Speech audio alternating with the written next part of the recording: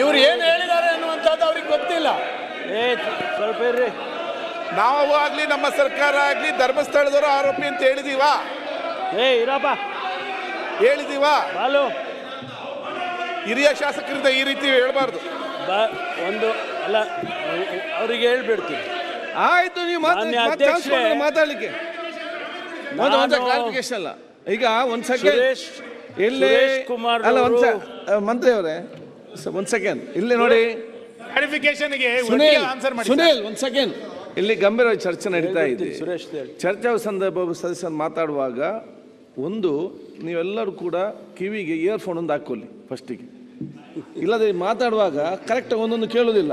ಅದರ ಮೇಲೆ ಈಗ ತಾವು ಏನು ನಮ್ಗೆ ಕೂಡ ಅದೇ ರೀತಿ ಹೇಳಿದ್ದು, ಆಲ್ರೆಡಿ ಅಪರಾಧಿ ಅಂತ ಹೇಳಿ ನೀವು ಬಿಂಬಿಸಿದ್ರಿ. ಯಾರು ಬಿಂಬಿಸಿದ ನೀವು ಹೇಳಿಲ್ಲ, ಅದನ್ನು ಹೇಳಬೇಕಲ್ಲ. ನೀವು ಅದನ್ನು ಹೇಳಿಲ್ಲ, ಅದೇನಿಲ್ಲ, ಅದು ತಪ್ಪಾಗಿ ಆಗಿದೆ. ಓಕೆ, ಅದು ಏನಾಗಿದೆ ತಪ್ಪಾಗಿ ಅವ್ರಿಗೆ ಏನು ಸರ್ಕಾರ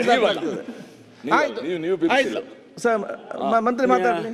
ಅಧ್ಯಕ್ಷರೇ, ಸುರೇಶ್ ಕುಮಾರ್ ಅವರು ನನಗೆ ಭಾಳ ಅಪಾರವಾದ ಗೌರವ ಇದೆ ನಿಮ್ಮ ಮೇಲೆ. ಕಾನೂನು ಸಚಿವರಾಗಿದ್ದವ್ರು ನೀವು. ನಮ್ಮ ಕಾನೂನು ಸಚಿವರು ಇದ್ದಾರೆ. ಅಲ್ಲ, ಹೇಳ್ತೀನಿ, ಮುಂದಕ್ಕೆ ಹೇಳೋ ತನಕ ನೀವು ತಡ್ಕೊಳ್ಳೋದಿಲ್ಲ ಅಂದರೆ ಏನು ಮಾಡೋದು? ಸ್ವಲ್ಪ ಕೇಳಿ.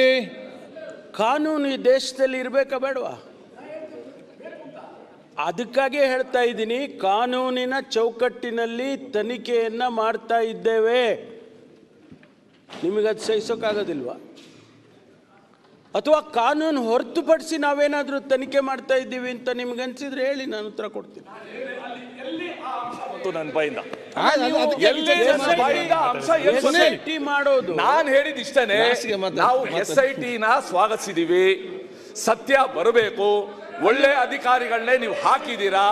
ಆದ್ರೆ ಆ ಒಂದೇನೋ ಟರ್ಮ್ಸ್ ಆಫ್ ರೆಫರೆನ್ಸ್ ನೀವೇನು ಕೊಟ್ಟಿದ್ದೀರಾ, ಅದನ್ನ ಮೀರಿ ಯಾವುದೋ ಎಕ್ಸ್ಟ್ರಾ ಕಾನ್ಸ್ಟಿಟ್ಯೂಷನಲ್ ಅಥಾರಿಟಿ ಇದ್ದಂಗೆ extra government authority should not guide. Okay, ಆಮೇಲೆ ದಯವಿಟ್ಟು ಪುಟ್ಟ ಸ್ಪೆಕ್ಯುಲೇಷನ್ಸ್.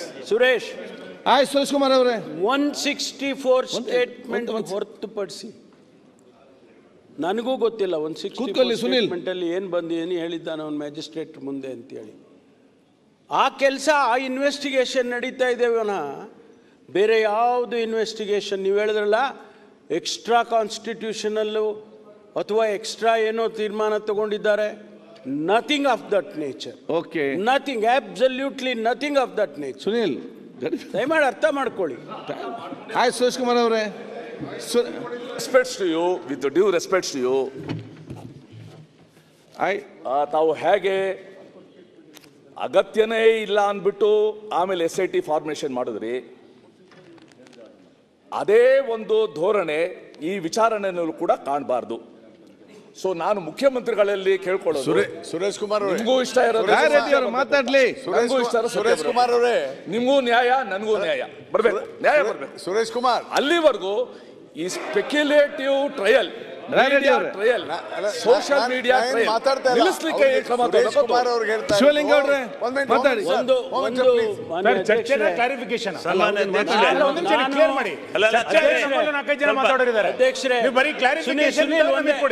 ಸುನೀಲ್ ಒಂದೇ ಸುನೀಲ್ ಅವರೇ ಒಂದೇ ಒಂದು ಕ್ಷಣ. ಶಿವಲಿಂಗ ಅವ್ರೆ, ಅಧ್ಯಕ್ಷರೇ ಒಂದ್ ಸೆಕೆಂಡ್, ಆಯ್ತು. ಕ್ಲಾರಿಫಿಕೇಶನ್ ಅವಕಾಶ ಇದೆ. ಕ್ಲಾರಿಫಿಕೇಶನ್ ಕೂತ್ಕೊಳ್ಳಿ. ಮಾನ್ಯ ಅಧ್ಯಕ್ಷರೇ, ನಾನು ಸುರೇಶ್ ಅವರಿಗೆ ಹೇಳೋದಕ್ಕೆ ಬಯಸ್ತೀನಿ, ಮಾನ್ಯ ವಿರೋಧ ಪಕ್ಷದ ಸದಸ್ಯರುಗಳಿಗೆ, ನಾಯಕರಿಗೆ, ಶಿವಲಿಂಗ ಸುನೀಲ್ ಕುಮಾರ್ ಅವರಿಗೆ ಪ್ರಸ್ತಾಪ ಮಾಡಿದ್ದು, ನಾನು ಗೃಹ ಸಚಿವನಾಗಿ ಇರೋವರೆಗೆ ಯಾವುದೇ ಎಕ್ಸ್ಟ್ರಾ ಕಾನ್ಸ್ಟಿಟ್ಯೂಷನಲ್ ಆಕ್ಟಿವಿಟಿ ಈ ಒಂದು ತನಿಖೆಯಲ್ಲಿ ಆಗೋಕ್ಕೆ ಬಿಡೋದಿಲ್ಲ. ಸತ್ಯ ಹೊರಗೆ ತರ್ತೀವಿ ಪ್ರತಿಯೊಂದು.